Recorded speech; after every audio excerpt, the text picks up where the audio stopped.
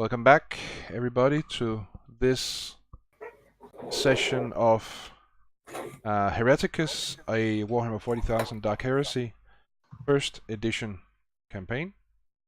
This session will be a 4-hour session. It's a test for us to see if it works out. Usually we play for 3 hours, but we're trying out a 4-hour format, and we'll see if that works for us or not. Before I go into a recap of what happened last time, I'd just like to say that, well, there are two things actually, but the first one, we've had a suggestion from one of our viewers who asked if it was possible to, whenever we make a roll, a test of any kind, skill test, characteristic test, whatever, for the viewers to be able to see the numbers the characters are rolling against. And I have some ideas about that I may tinker with in the week to come. It's not ready yet. We can't do it for this session, but if all goes well, I think we'll have something worked out for next session. And with that out of the way, I think, Joan, you had something you would like to say? Yes, well, it's just a brief plug for our viewers. When this game was originally announced, so to say, when our esteemed game master told us that he would like to run this game, I thought I wanted some artwork done of the character I planned to play. So I went on a search on the internet, and lo and behold, I found an excellent artist on DeviantArt, somebody by the name of Inkary. It is spelled Inkary. Inkary is an amazing artist who has done a lot of work with various people who've placed commissions specifically for Warhammer 40,000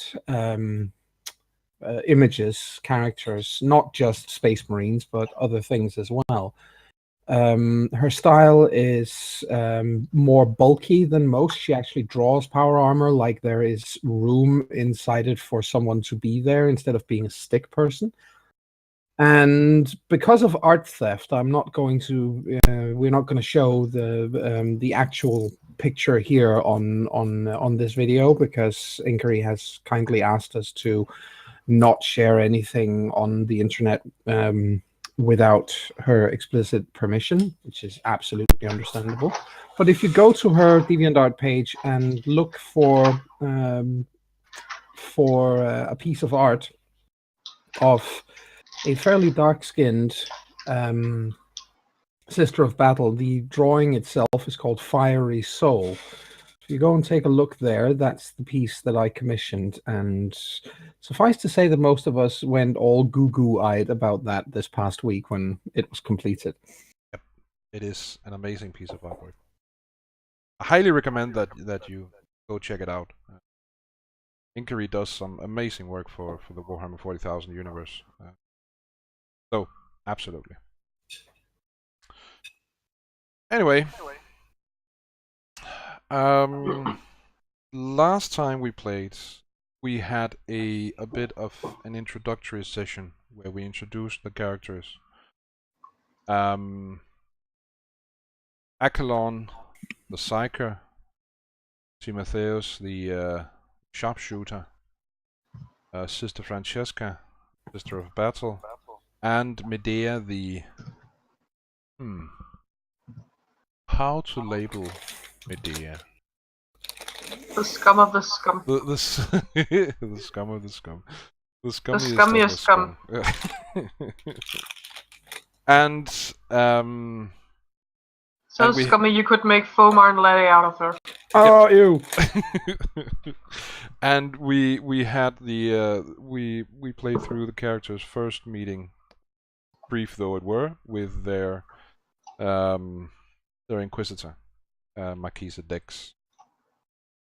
And that was basically it for the last session we played, the first session really. And one thing I didn't mention during play, but I mentioned this to the players the day after, is that the characters have all been given, they've all been provided with chambers within the Tricorn. The Tricorn being the sector headquarters for the Inquisition in the Calixis sector, as well as a number of state-of-the-art training facilities. And the training facilities available to the acolytes are a chapel, an extensive library, a shooting range, an armory, to which access is extremely limited at this point, a laboratory which may or may not see a lot of use. We'll see. I don't imagine it will with the current setup of characters. Maybe. Anyway, and finally a physical exercise area. And my question to you guys is, as we start this session, how do you imagine that you spend the weeks following the meeting with the Inquisitor? Because I should probably start out by saying that for following this meeting with the Inquisitor, you've had no actual contact with the Inquisitor. She's left you alone in your quarters to sort of get to know each other, train either solitary or as a group. So my question to you guys is, how have you spent those weeks, do you imagine? Well, I have a list of 3 things. Okay. First would be socializing with the others, getting to know them. Next would be going to the armory and see if I can get a scope. And after that, it would probably be the shooting range. The shooting range. So, okay.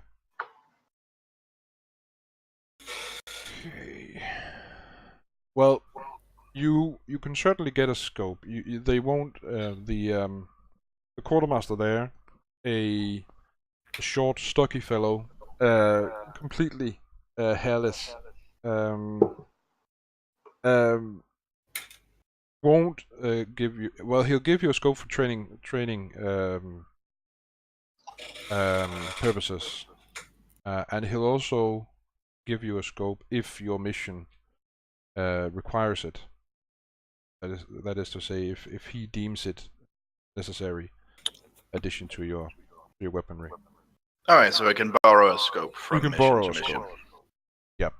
Well, that's definitely better than not having access to one. I think so, and I can't imagine really any mission where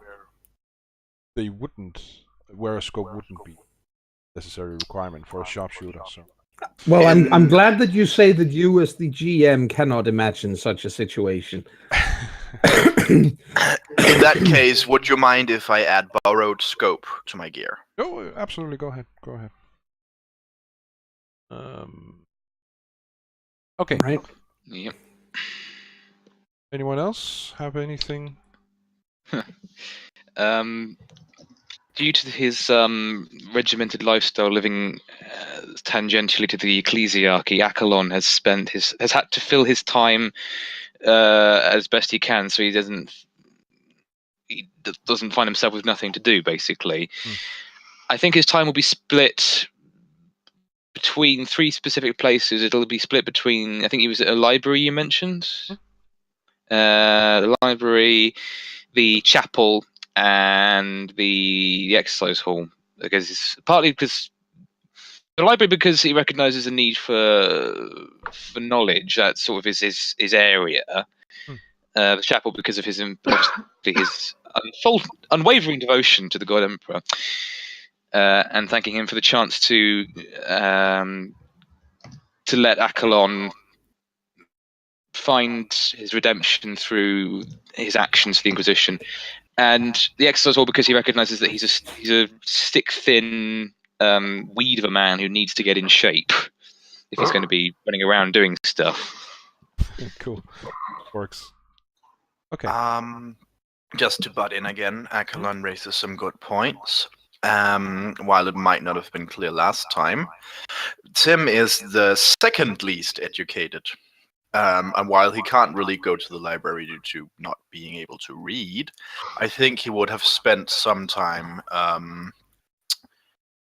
after socializing, perhaps figuring out if anyone seemed like the type who was willing to fill him in.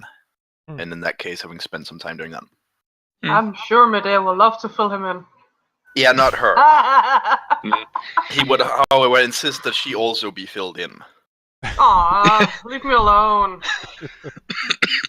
So I think he would have said something along the lines of, you need to figure these things out before someone puts a bullet through your head for saying the wrong thing. Mm-hmm. Whatever are you talking about? I'm doing fine. And then from nowhere, a gunshot. Said the woman who started her entire career in the Inquisition by insulting the saints. Yep. She didn't I think we're insult them, looking she to just stated Francesca. the obvious. I think we're looking to Francesca for education. Mm-hmm. If she's Quite looking possible. for education.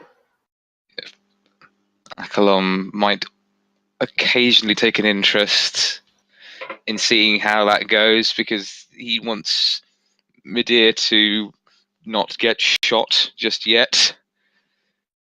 Yes. And it's depressing to see a soul so uneducated in the correct ways of the cult of the Emperor. Yeah, if you don't like it, don't have the Underhive. It's kind of hard to avoid. True. Yeah. But they could have done things to prevent it, but they never did. Yeah, such as bombing it to smithereens. That's about the only thing they could have done, really. Yeah, Anything and then there are no longer any more overpopulation. True. Two Anyway. flies with one beating. Yeah, true. What are you? What is Medea doing though? For those.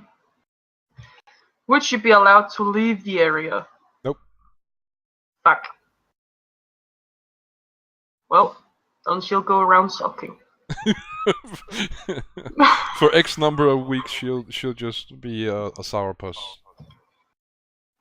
She will find it weird to have such a huge place. She wouldn't know how the hell to sleep in a bed, so she'll probably sleep under it.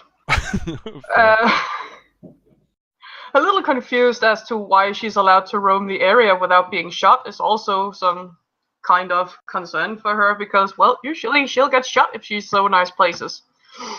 Yeah. So she'll probably spend the first week being in some sort of culture shock. Okay. Wondering why the hell people aren't trying to murder her while she's up here. And then she'll start working out, because this is strange and it's getting boring and I'm not allowed to leave. Cool. Okay. And if people try to socialize with her, she will try, but it's pretty obvious that only thing she knows is, it's gonna kill me, run! Oh no, the walls are collapsing. Stuff like that. Poor soul. Poor soul, So indeed. that's about what she knows. So it's weird that stuff aren't falling apart. Absolutely. But they aren't. No. They aren't, and it's strange. How can they live with so much room? Why don't they put in a couple more floors? Maybe a couple of bunk beds. Fair enough. I should probably mention that other than the quartermaster, whose name I of course forget.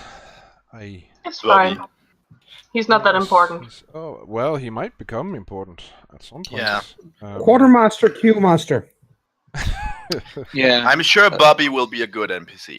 Yes. No, I'm His thinking. name is Bobby Bob.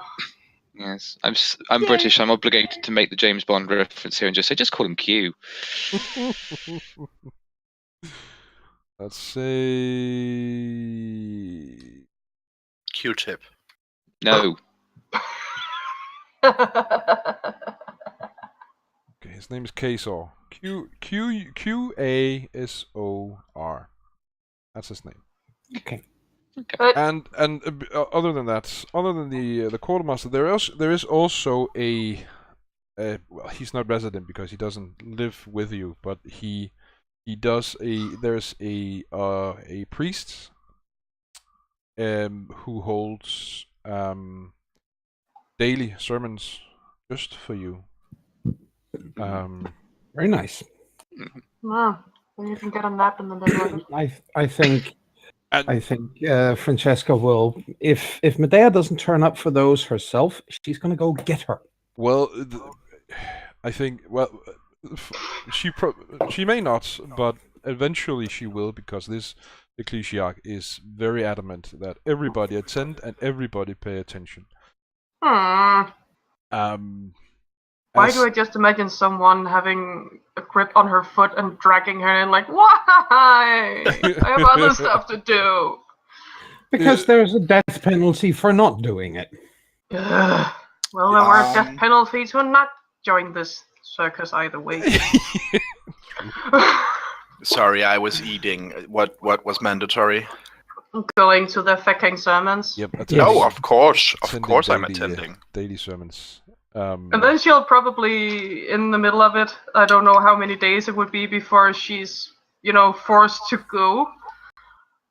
Because I'm pretty sure she wouldn't have gotten the memo since she can't read. Nope, Anyway. that would be a matter of Francesca picking her up from day one. Other than that, by the way, because what Francesca is doing, other than making sure that people turn up for mass, she spends her time partly in the library with religious texts, first and foremost, obviously, the life of the saints and anything she can find by any notable ecclesiarch, and she quite readily uses that to, if the others, at least some of them, express some kind of wish to be enlightened, so to say, she will happily read to them. At least they're showing an interest in the imperial cult, which obviously she likes.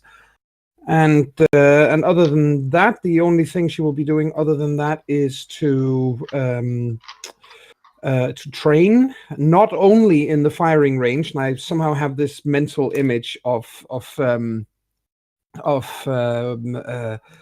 Tim being in the firing range and setting up this, kill shot, sniping it really quietly with a las rifle, which doesn't make a whole lot of sense. And he's just barely lined it up, and then the next thing you hear is the roar of a bolter from the next stall over, and it's like shit, just knocking him out of his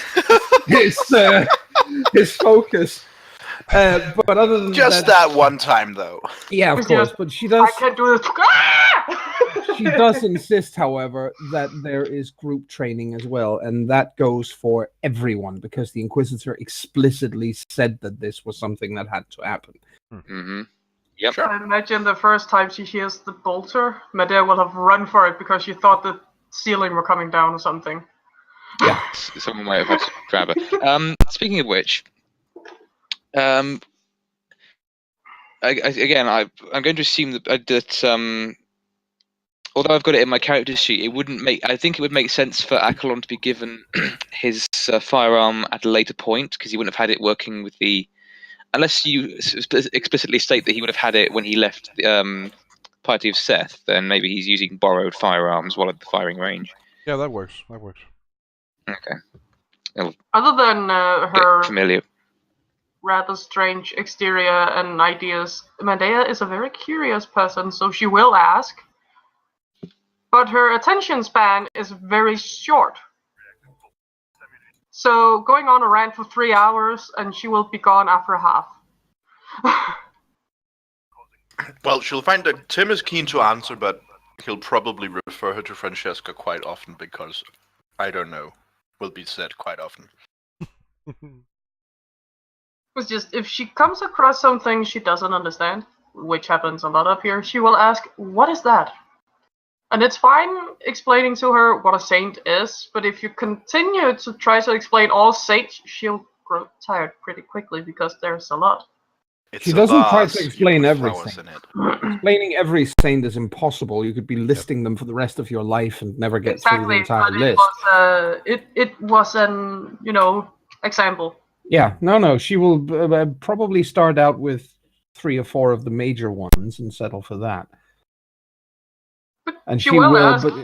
but she will start out by explaining the concept of the God Emperor and him being on the golden throne. There she will at least look like a light bulb just going up. Ooh, everyone talks about him. Even in the Underhive. It should also be mentioned that this firing range isn't just a range as you may be familiar with, where you stand and shoot stationary targets. There are also various sections of it where you can perform group tactic exercises and shooting at mobile targets. And that's probably what Medea does the most. Jumps around and shoots mobile targets. Yeah. It looks pretty surprisingly agile when she does it. Tim will definitely be challenging himself. And as for the library, it does contain a virtual ton of books on the saints and other religious aspects of the imperial faith. But it also contains texts on witchcraft, on various types of heresy, and a lot of reports, autopsy reports, and similar on some of the more, shall we say, exotic creatures the Inquisitor and her agents have had to deal with throughout her career so far. And these tomes and data slates are also available to you. It's kind of an introductory. It's at an introductory level. It's not. No. It's not the forbidden lore just yet. It's mostly these things exist. Yep. Exactly. I'm just gonna put a link in the box down here, by the way, on Roll20, in case somebody wants to know what the sound I mentioned before actually is. Bolter. I think Medea, for the weirdness it is to her to have stuff written in a book, because she's probably never ever seen one, she will have wandered into the library, realized she couldn't read, but still looked through the books to see if there are any pictures. There are many pictures in these books, and data slates for that matter. Well, data slates not so much, but certainly in the books regarding the religion and military history and military information. I imagine. Sorry, just from the subject of the library and the texts regarding the basics of the enemies of the Inquisitor and of heresy. I imagine Accolon tentatively reading a few of them, but then always reading something liturgical, reading some of books on the saints or books of imperial prayer to recover, almost to feel clean again afterwards. I should say there's quite a bit of echo. Yeah. Yep. Yes. And so yeah,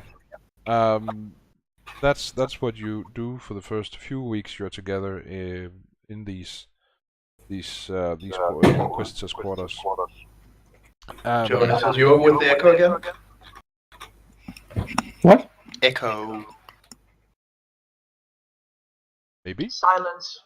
It seems to be better now. Yep. Oh, I should add one very particular thing about Medea. It'll be very obvious very quickly that Medea is shit at teamwork. It's not because she doesn't try. She just always fucks it up because she's so used to taking care of herself and not thinking of anything else. That's usually the track her mind flies into. Sure. And that's exactly what this training thing is about. Mm-hmm. Okay, cool. So, like I said, that's what you do for the for a few weeks after the initial meeting with the Inquisitor. And if you have anything you would like to roleplay out during those weeks, just let me know, and when we'll do so. Perhaps the introduction between the characters? I We don't can know. do that. We can absolutely do that. So I imagine that happens almost immediately after the meeting with the Inquisitor. You are escorted to your quarters, and the doors are shut behind you, and you're basically left to your own devices. The quartermaster and the ecclesiarch, they don't live in those quarters. They live elsewhere. So yeah, if you would like to roleplay out the first meeting between the characters, without the Inquisitor being present, then by all means do so.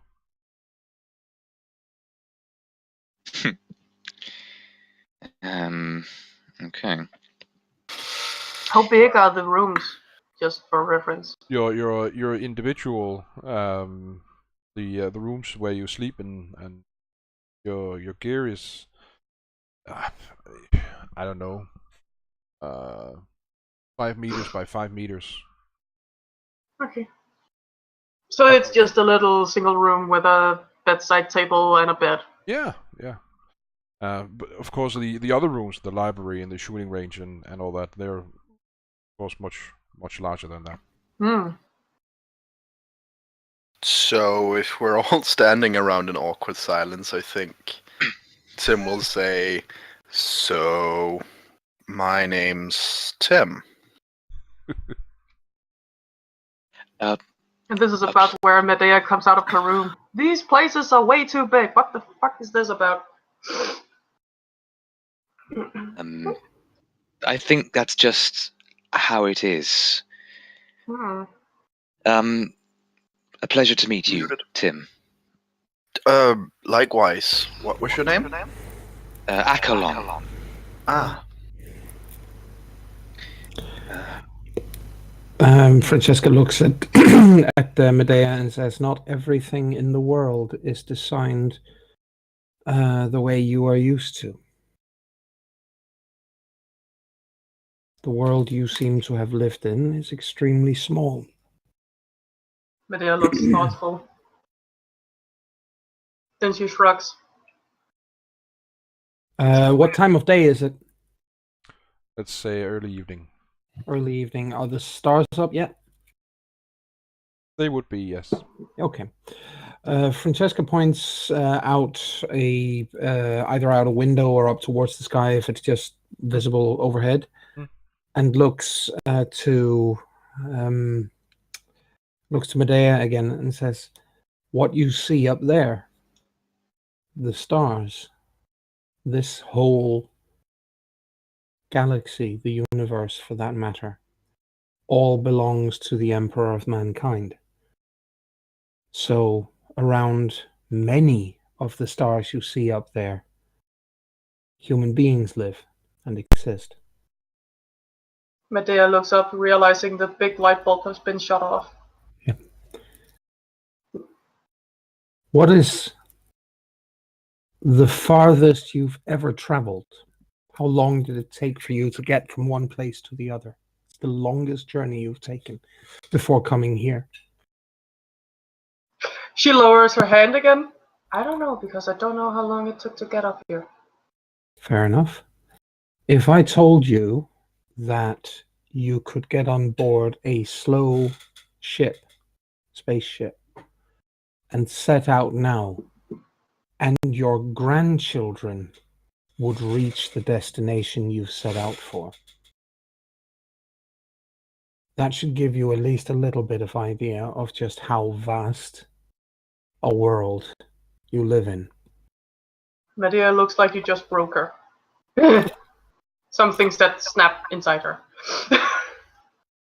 Everything you think you know how the world works, forget it.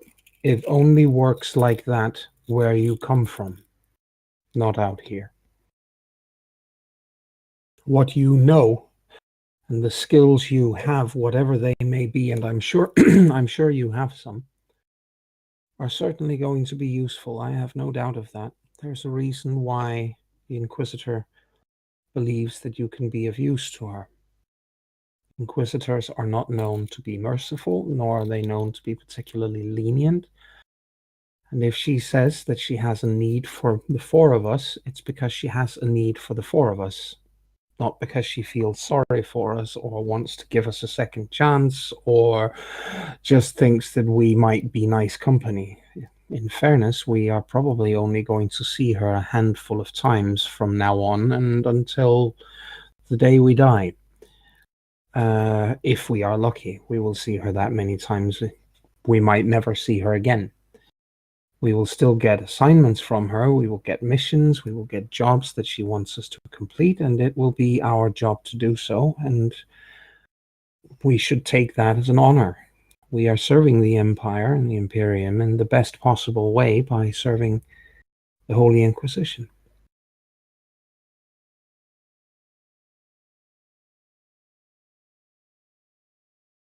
The I Emperor feel and his... like adding something akin to amen, but I don't know what the right word would be in this setting. The Emperor protects would be the right The Emperor. Benedict one.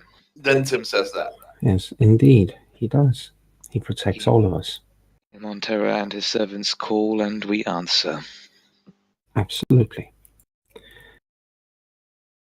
I am certain that when we have trained some more and we have a reasonable grasp of what we can each do in a firefight or in any kind of fight for that matter, that we will be assigned some kind of mission. We need to, between us, the four of us, we need to come to some kind of understanding of what each of us can do and how we are best utilized on a battlefield, because we will be on battlefields. I have stood on such places before. I have been at war. I know what it is like.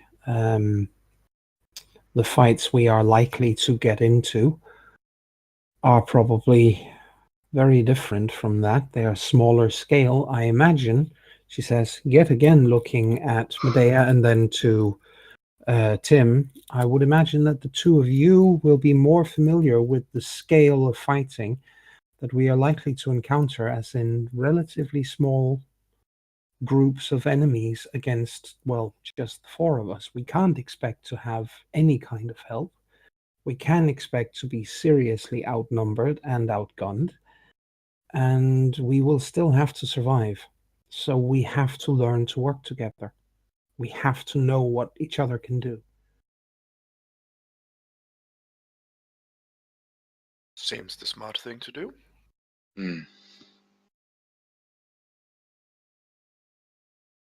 Very well. Shall we go to the practice range? By me.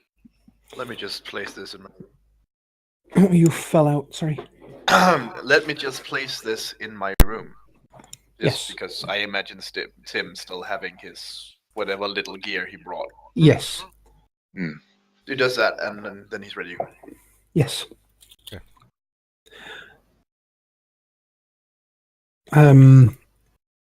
The thing that once we are on the the training field, one thing that Francesca will absolutely do is try to get a feel for the fighting style of each of the others. It doesn't take much to realize that Tim is, well, if we can find a place high up above the battle area and preferably a little, a little bit of a distance away from where the rest of us are fighting, he will be better served by being there. But she has no idea what Achelon can do, and she has no idea, especially of what Medea can do. She'll also find that Tim is keenly aware of any cover and escape path. Yes. Mm-hmm. So aware of the environment, basically. Yes. Yes. You may, although Achelon's grasp of any kind of actual tactics beyond basics of taking some cover, and Not getting shot at. Yes. he will occasionally sort of he'll look like he's concentrating and hold his hand up and a bit out, but nothing will happen. She does at some point. She will ask him what that is about. I have an ability to call forth a blinding flash and bang with my gift. I'd rather not enact it here and now while we're merely practicing. I am simply... So long as you are certain that you can call for it on a moment's notice, that's the main thing. But you are sanctioned, so I assume that you can. It has been reliable until now. Very good. But no, I shall not use it exhaustively while I'm here. Should I stir the warp, I will reap the warp storm, after all. Indeed. That sounds like a wise precaution. Yeah, that would be a very shit way to go. I'm What training! Oh, I died. Should we? That was an out of character comment. She says if she waits until she basically calls Tim over. Sure. And once she's got them close by, she closes her eyes and holds her hand, her left hand, first to her heart and then up in front of her face, so that basically she's looking down either side of her fingers. But she's got her eyes closed, so it's more like a posture of focus, and she begins to glow. And she uses Holy Radiance. What does that do? Affects all allies of the faithful that can both see and hear her gain immunity to demonic presence, just as if they had the pure faith talent themselves. In addition, her calming presence will reassure her allies that the Emperor is with them and grant a +10 on all fear tests, regardless of their source.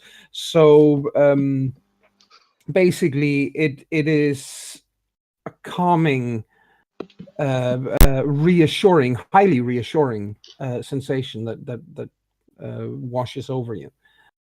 And she holds that for a little while.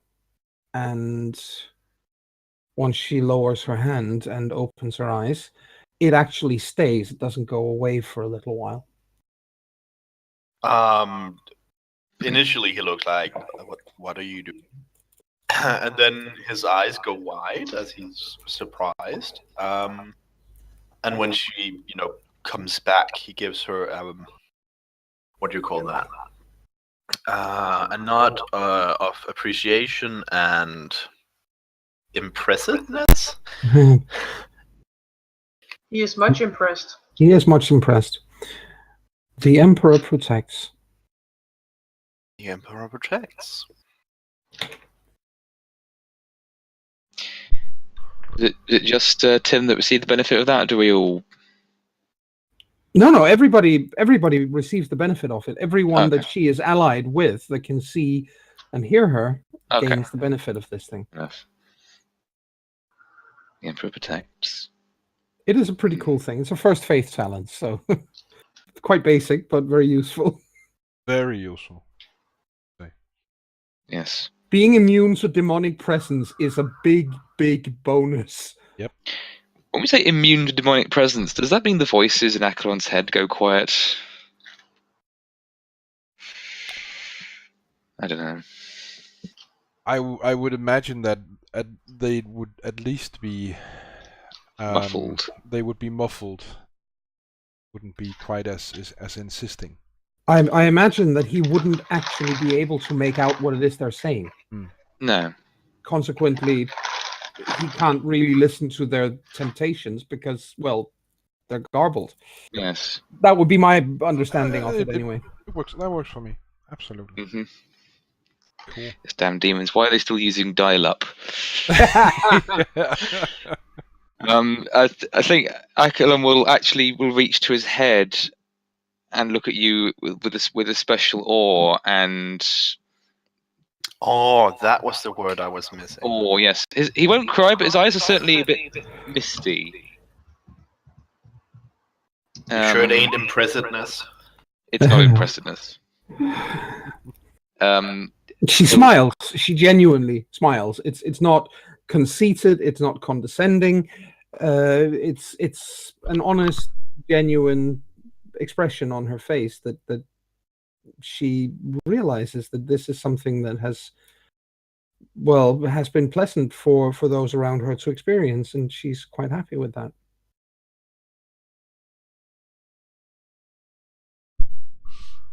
I'm wondering though, how does Medea react to this holy presence?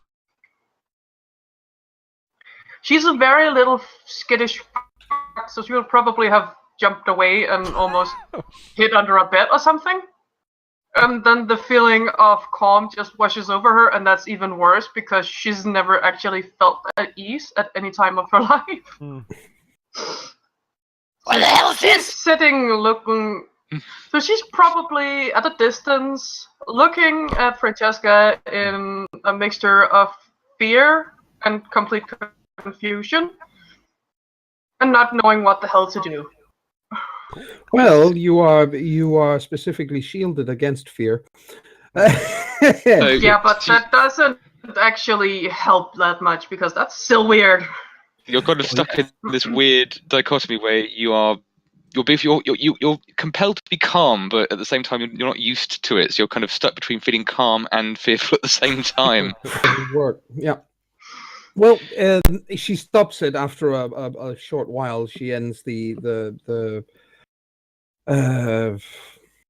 aura, but she looks at them and says, "Well, that quite apart from the fact that I am, of course, fully trained in the use of my equipment, and that I am armored in the faith of the Holy Emperor, I believe it would be my job, my task, should we ever encounter violence, to stand in the breach and ensure that the rest of you are, insofar as it is possible for me at least, not fired upon. I can't guarantee that our enemies are going to acquiesce to that, but that is at least the goal." It is a privilege to be in the presence of a sister of battle and to have her among our company. She smiles a little because she knows that is something a lot of Imperial citizens would feel. And to her, she takes a moment and she says, "Well, we are all privileged. We have been chosen to help or to work for the Holy Inquisition. That is the greatest privilege. But thank you." I will confess I've had some contact with the sororitas in my past. The Sisters of the Orders Hospitaller maintain a hospital in my hometown of Port Calling. Excellent. Do you know what order? Just out of sheer curiosity. I must confess, the knowledge was not known to me, or I didn't inquire. But several of the orders, I believe, maintained a presence within the Hospital of Saint Helena. Yes. It was merely a question out of personal interest, nothing more. Of course. I'm pleased that you've had contact with my sisters like that. I obviously hope that I hope we haven't scared you off. I realize we can seem quite severe to outsiders at times. I have often been rebuked for my views on, well, such things. she says, and looks thoughtful for a moment. What views would they be, sister? They're my superiors are. They have been a little divided on the issue whether it was problematic or idealistic of me to consider humanity inherently good, because we are created in the image of the Holy God Emperor by the Holy God Emperor, and consequently, since he is all things that are good, we are inherently good. We can fail, whereas he cannot, because we are not perfect as he is.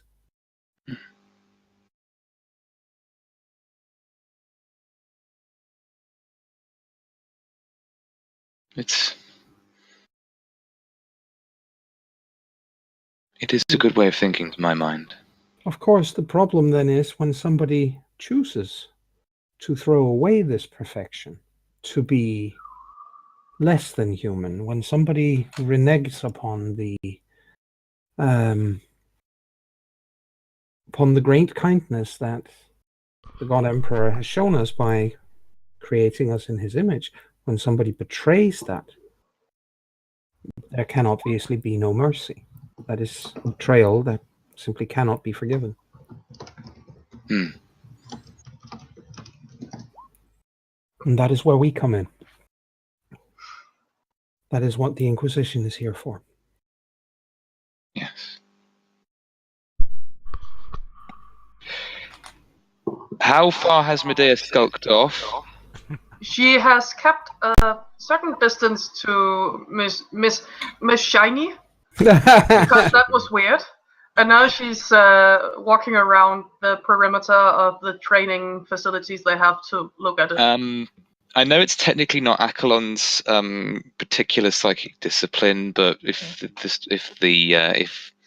GM will allow it, without looking over at her, Akalon very slightly raises his voice, because he's got a fairly good feel of Medea by now, and just says, "Medea, please pay attention." I'm hearing ya. Then appear to be hearing, not just hearing. She just looks over, stops, and leans up against whatever she's standing with. Better. Much, thank Somewhat, you. yes. The thing that I do not fully understand, Francesca says, and looks at Medea, is what it is about us that so... I don't know if the word offends is correct here, but it seems like we are somehow troubling you. And I would be interested in knowing why. Medea tilts her head. She looks thoughtful. I don't know either. Maybe it's because you can't trust anyone where I'm from. Usually means death if you do. That is obviously sad to hear. It would be better if you could trust your fellow man. But again, as I said before, there are those who betray the God Emperor and would harm other human beings. You are not amongst enemies here. In fact, quite the opposite. We are allies and hopefully, eventually, one day friends. I have no interest in seeing you harmed in any way. I have no interest in seeing you frightened, for that matter, in any way. And stop glowing. I stopped glowing a while ago. Haha. She still looks a little distrustful at Mrs. Glowy. It And is. keeps her distance. It is a beneficial thing. You would not be harmed by it. Far from it. In fact, it is an aid. It is a help. But I still need to know, as I mentioned before, I still need to know. I must simply know what you can do in a fight. Because we will eventually be fighting. And when that happens, none of us will survive if we cannot fully trust each other and if we don't know what each other would be capable of.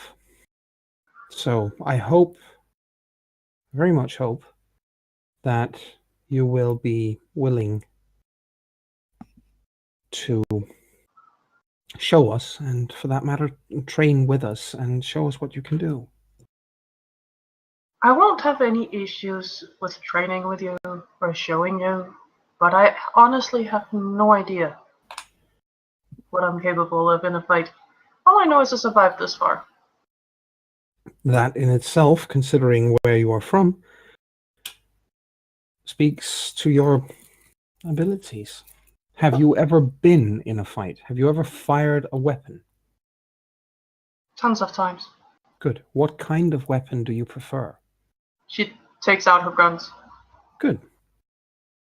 That's a good first step. What guns are they, by the way? That's Francesca. It's just solid projectile ones. Yeah. If I'm not Stubbers. completely mistaken. Yeah. Stubbers. I wrote it down. It's an autogun and an auto pistol. Also gun and also pistol, even better. Excellent. The one has a range of 30, the other has a range of 90. Yes. And the fact that they're auto guns basically means that they can fire more than one shot per round, which is a good thing. And she says, okay. And then she takes out a knife and a brass knuckle in the other hand. that is never a bad thing. Francesca says, okay, well, let us see you fire them and let's see if you can hit anything. That's basically what combat is about in the end. Hitting the other person before he or she hits you. Yep. Okay. And unless there's anything else you'd like to roleplay out in this specific No. Not really, not for me at least. I think that's that's the start of the training Yes. that you guys What they quickly, though, will have found out is Medea never stands still. She's very agile and she jumps from cover to cover. That makes So never again, be in makes the all same. kinds of- yeah, that Just- makes all kinds of She's sense. used to stuff falling over when there's too much sound, so it's Yep. moving about completely all the time. Cool. Okay. Okay, well, so like I said, that's the first few weeks is basically you guys training and living together in these inquisitorial chambers. And like I said, the only contact you have with anyone else other than yourselves is the quartermaster, you, and the ecclesiarch. Yes. As he spouts all kinds of litanies and words of flame and fire upon the enemies of mankind. And I think we haven't quite gone an hour yet, but I think this is actually a perfect place to pause and take 5 minutes if people need it, and then we'll pick back up in 5-ish. So, Sure.